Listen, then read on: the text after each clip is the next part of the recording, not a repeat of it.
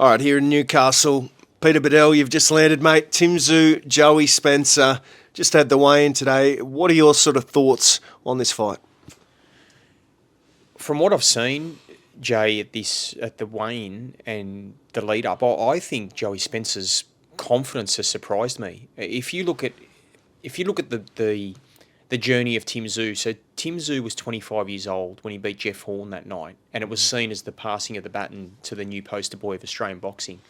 Joey Spencer turned 25 2 weeks ago, and I just feel that there's this alignment in Joey's head that he thinks I'm at the right age, I'm at the right stage, and I'm coming into my prime. And Tim is now 30, not over the hill by any means, but he's older, and I think Joey Spencer thinks that he's ripe for the picking. And on the back of two consecutive losses, pretty brutal losses in different ways, I think Tim Tszyu has an air of vulnerability, and Joey Spencer believes he can capitalise on that.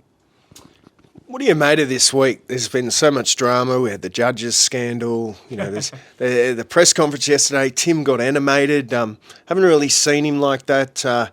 We had Michael Zaratha pop up there for a bit. Well, what are you sort of made of this week in general? Well, that's what I was saying before, Jay, about Joey Spencer's demeanour and his aura. I think he thinks he can pull off a boil over, and I get the sense. I believe he got under Tim's skin a little bit the other day at the press conference. Like Tim bit.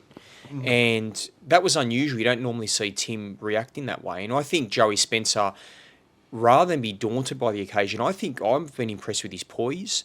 I've been impressed with his energy. I think he's not overawed by the occasion by any means. We've seen it in the past with travelling fighters. Of course, Carlos Ocampo in 2023, I thought he was deer in the headlights. You could just see he was overawed by the whole occasion, and he was gone in 77 seconds. So I don't think this will be the case for Joey Spencer. I think this is a danger fight for Tim.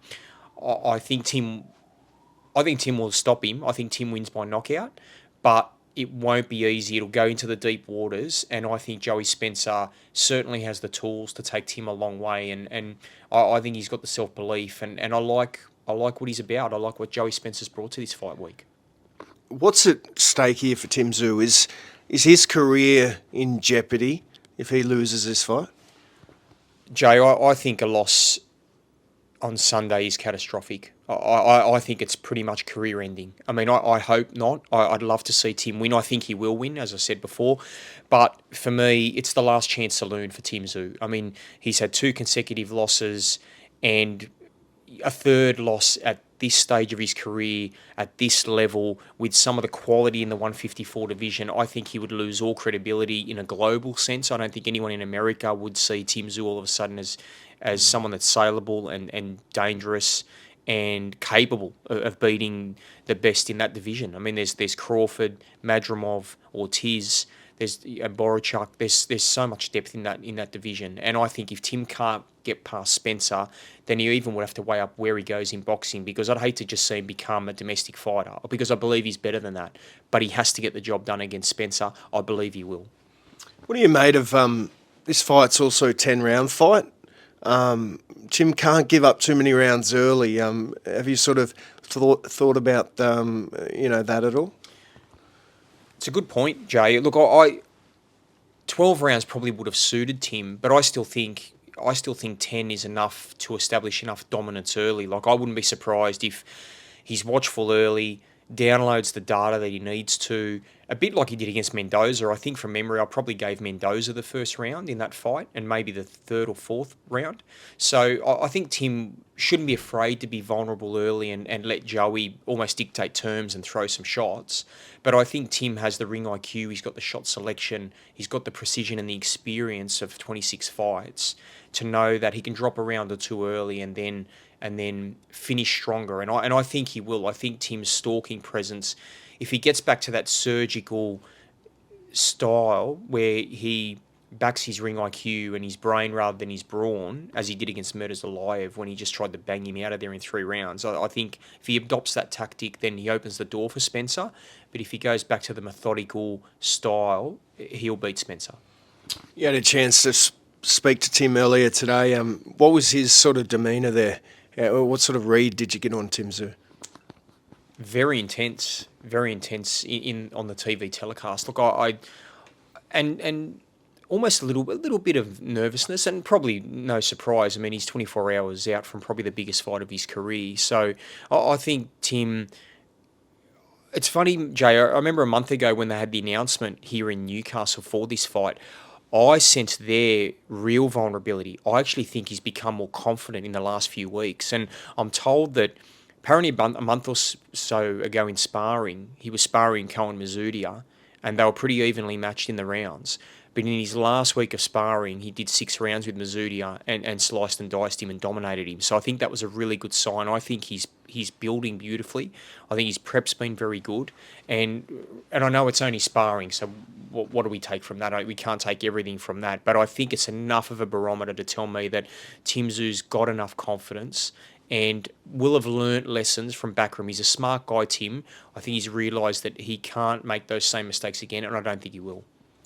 Us journos, we always get criticised for looking too far ahead and this, that and the other. But Tim Tszyu wins this fight, ideal world. Where do you see him going, and what can people look forward to in the future for Tim Tszyu? Well, there's a 3-fight plan this year. So if and when he beats Spencer, they're looking at Keith Thurman, of course, around July 6th, possibly on the Gold Coast, they're looking at.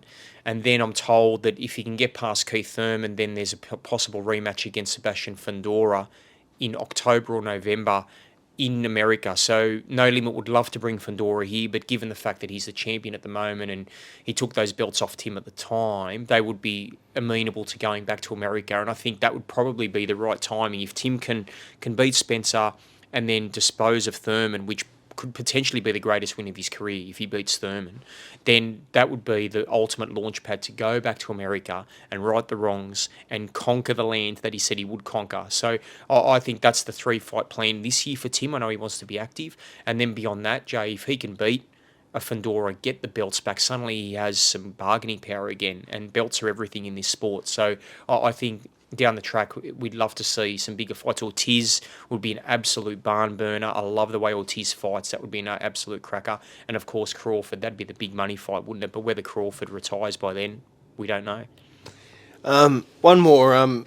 How much pressure is on Tim Tszyu? How much of the Australian sort of boxing landscape? Obviously, there's other fighters, Opataya, Kambosos, Paro, all these other guys. But how much pressure is on Tim Tszyu to perform? How many people rely on Tim Tszyu? Massive. I mean, look, he's not holding in solely Australian boxing. We know that. We've got probably the best generation of fighters I've seen in 20, 30 years. So he's not Australian boxing in its entirety. But there's no doubt there is an ecosystem here and an economy in Australian boxing that is largely contingent upon Tim's success.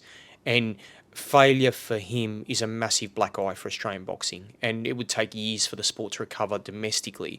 We have some great fighters. I mean, Jai Bataille is a gun. Liam Paro can win a world title again, I believe. Liam Wilson's not far away. So George Kambosos is getting a world title shot against Hitchens. So we've got a great stable of fighters, a great coterie of champions. But we need Tim Tszyu to keep winning. If Tim Tszyu wins, then it benefits Australian boxing, and when Tim wins, it's even better for us, Jay. We get junkets. You love them. I love them. The circuit. Yeah. 2 more then. Jai Bataille, he's doing great things. He's got a defence next month. George Kambosos also looks like he's going in there with Hitchens as well. Wow. Well, look, this is a cometh the hour, cometh the man moment for George Kambosos. I mean, I must say, since his defeat of Teofimo Lopez in 2021, one of the greatest boilovers in boxing history. I think George has been largely disappointing. I would have liked to have seen more from George. I think he could have, 2 losses to Devin Haney, and then a questionable victory over Maxie Hughes. People thought maybe Maxie could have got that verdict, so that was a controversial call. And even against his last opponent, Wiley, I expected George to be more emphatic. I would have liked to see him be more dominant and even stop him, even though Wiley was tough and I admired his bravery. But for me, Hitchens is another level. I mean, he showed against Liam Paro Hitchens. He's got the piston jab. He's lightning quick. He's razor sharp. He's got great movement. George he struggled against Lomachenko. He was outboxed that day. So is George on the wane? Maybe not. I hope not, but we're about to find out. And Jai Bataille? I think Jai can be I think Jai can be a multi-division champion. I mean, I think he'll eventually be undisputed in the cruiserweight division. I have no doubt about that. His time will come. Ramirez is a massive fight for him. If he can get past Ramirez, and anything's possible.